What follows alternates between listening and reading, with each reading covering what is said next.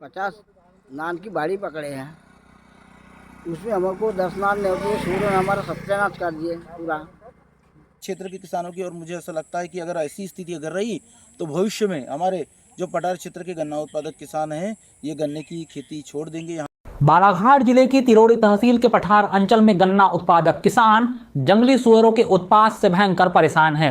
रात्रि के वक्त जंगली सुअरों का झुंड खेतों में खड़ी गन्ने की फसल को बर्बाद कर रहा है। किसानों ने खेतों में जंगली सुअरों के प्रवेश की रोकथाम के लिए हर देसी और पारंपरिक उपाय के अलावा आधुनिक तकनीक अपनाकर देख ली है, लेकिन तमाम उपायों को अपनाने के बाद भी केवल हताशा ही हाथ लगी। ऐसे में अब गन्ना उत्पादक किसान खेती किसानी छोड़कर पलायन करने की बात करने लगे हैं। किसानों को वन विभाग से बड़ी उम्मीद थी कि वह जंगली सुअरों को खेतों में आने से रोकने में मदद करेगा और कोई कारगर तकनीक अपनाएगा, किंतु विभाग ने भी अपने हाथ खड़े कर दिए हैं। वन विभाग के अधिकारी से लेकर कर्मचारी किसानों को सिर्फ जंगली सुअरों को खेतों से कैसे दूर रखा जा सकता है यही उपाय बता रहे हैं। किसानों के सामने दोहरे संकट हैं, उन्हें जंगली सुअरों से अपनी फसल बचाना है और रात्रि के वक्त खेत में जगवारी करते समय स्वयं की जान की सुरक्षा करनी है, क्योंकि कई बार जंगली सुअर इतनी अधिक आक्रामक हो जाती है कि किसानों पर ही प्राणघातक हमला कर घायल कर देती है। वन्य प्राणी फसलों को नुकसान पहुंचा रहे हैं, जिन पर अंकुश लगाने की कोई ठोस योजना न तो वन विभाग के पास है और न ही सरकार कोई ठोस योजना बना रही है। हम 50 नान की बाड़ी पकड़े हैं, उसमें हमको 10 नान नहीं होते, सूर्य ने हमारा सत्यानाश कर दिए पूरा। हम क्या करें, इसके बारे में आप ही सोचो। और इतनी मेहनत करने के बाद हमको कुछ फल नहीं मिलेगा तो क्या करेंगे हम तो कैसे करेंगे? आपके सुअर मारने जाते हैं हम तो हम जेल में जाते हैं, हमको पकड़ते हो हैं, और सुअर इतनी नाश करे हम क्या करें? बताओ आप ही, हम कैसे कैसे अपना पेट पाला, अपने बाल बच्चे कैसे पालेंगे हम? बताओ, आप ही बताओ। कितनी लागत से आपने गन्ने की फसल लगाई थी? भैया यहाँ 30,000 की लागत लगी और 50,000 गन्ना होता है, उसमें 30,000 और 20 लाख की मतलब एक एकड़ में कम से कम 50,000 की लागत। एक एकड़ में 50 नहीं 1 लाख की गुड़ बनता है, लेकिन यहाँ साल 20,000 का गुड़ नहीं हो रहा है ये सुअर के कारण। क्या करें हम, बताओ आप ही। पठार अंचल में बावनथड़ी नदी किनारे और इसके आसपास में तकरीबन 1200 हेक्टेयर में खेतों में गन्ने की फसल लगाई जाती है। यह फसल हजारों हाथों को रोजगार, सैकड़ों परिवार को 2 वक्त की रोजी रोटी प्रदान करती है। अब अगर केवल जंगली सुअरों के उत्पात के कारण किसान गन्ना का उत्पादन करना छोड़ दे तो इसका व्यापक असर पठार अंचल की अर्थव्यवस्था और ग्रामीणों के जीवन पर पड़ेगा।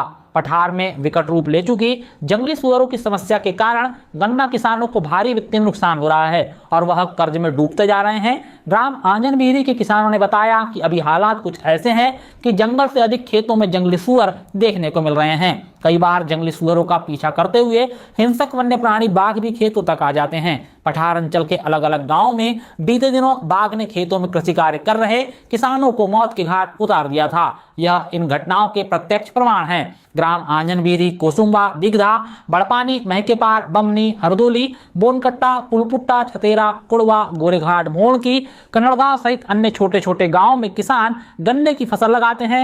इन सभी गांवों में जंगली सुअरों का खेतों में जमकर आतंक देखने को मिल रहा है।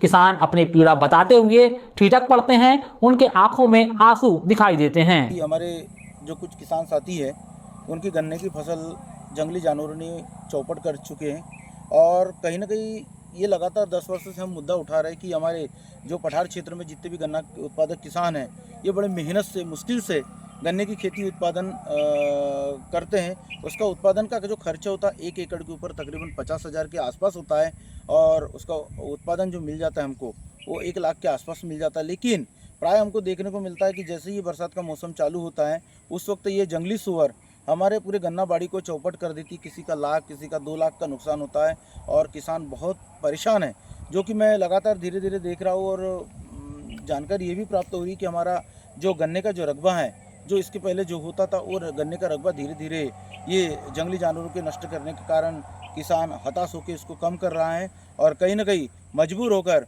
महानगरों की तरफ, नागपुर, मुंबई की तरफ रोजी रोटी कमाने के लिए पलायन कर रहा है।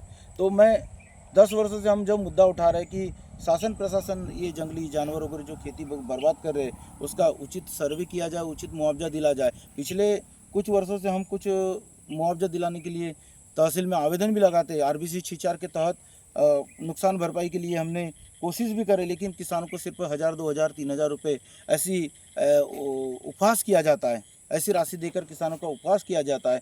तो काफ़ी दयनीय स्थिति हमारे क्षेत्र के किसानों की, और मुझे ऐसा लगता है कि अगर ऐसी स्थिति अगर रही तो भविष्य में हमारे जो पठार क्षेत्र के गन्ना उत्पादक किसान हैं ये गन्ने की खेती छोड़ देंगे। यहाँ पे जो गुड़ का उत्पादन होता है ये पूर्णतः नष्ट हो जाएगा, बंद हो जाएगा, और हमारे जो किसान साथी है वो पलायन होने के लिए महानगरों की तरफ जाएंगे।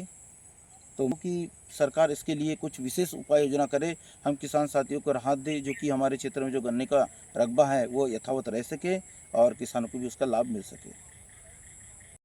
पठार संघर्ष समिति के संयोजक ग्राम पंचायत आंजनबीरी के सरपंच दीपक पुष्पतोड़े बताते हैं कि करीब 10 वर्षों से वह किसानों के लिए गंभीर बन चुकी इस समस्या को लेकर शासन प्रशासन के सामने अपनी बात रख रहे हैं ताकि किसानों को राहत मिले, परंतु शासकीय स्तर पर आज तक इस समस्या से निपटने के लिए कोई उचित प्रबंध नहीं किए गए। वह बताते हैं कि मिश्रित वनों के कमजोर होने के कारण शाकाहार वन्य प्राणी गांवों में खेतों और आबादी के नजदीक आ रहे हैं। खेतों में बर्बाद फसलों को देखकर किसान अपना आपा खो रहे हैं और उनका वन्य जीवों के प्रति आक्रोश बढ़ता है। वन्य जीवों को खेतों में आने से रोकने के लिए कई किसान करंट तक लगा देते हैं, जिससे वन्य प्राणी की मौत हो जाती है। इन घटनाओं की जानकारी अगर वन विभाग को पता चलती है तो किसान पर कार्रवाई होती है, लेकिन पता ना चले तो एक वन्य प्राणी की मौत के बाद उसका पता ही नहीं चल पाता।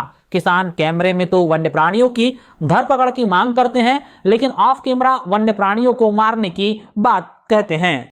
और यहाँ के जो गन्ना उत्पादक किसान हैं, हम शासन प्रशासन से मांग करते, विशेष तौर पे हम वन विभाग से मांग करते कि वनों में मिश्रित वनों को लगाते हुए ये जो जंगली जानवर है इसके लिए उचित प्रबंध और उपाय करें, जिससे कि जंगली जानवर जंगलों में रहें और हमारे खेतों की तरफ ना आए और हमारे खेतों की बर्बादी ना करे।